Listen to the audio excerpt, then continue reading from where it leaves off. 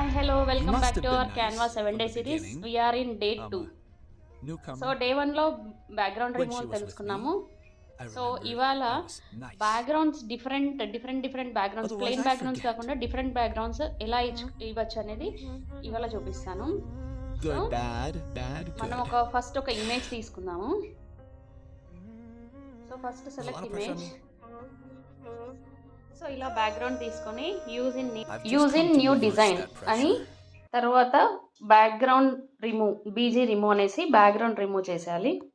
So రెగ్యులర్గా plain backgrounds ఇచ్చుకుంటుంటాము కదా, plain colours పెడుతుంటాము. So ఇవాళ డిఫరెంట్గా ఎలా చేయాలి అంటే, డిజైన్ ఎలిమెంట్స్లోకి వెళ్ళి టెక్స్చర్ అని కొట్టండి, టెక్స్చర్ అని టైప్ చేయండి, టెక్స్చర్. సో టెక్స్చర్ బ్యాక్గ్రౌండ్స్ చాలా వస్తాయి అన్నట్టు. ఇది చూడండి, ఇలా ఫోల్డ్ అయిపోయిన క్రష్డ్ పేపర్స్, ఇలా డిఫరెంట్ బ్యాక్గ్రౌండ్స్ వస్తాయి. సో ఇవి మీరు ఇలా తీసుకొని సెలెక్ట్ చేసుకొని సెట్ యాస్ బ్యాక్గ్రౌండ్ అనండి, అంతే, simple. Hope you like the tip. So comment in the comment box texture. Thank you everyone.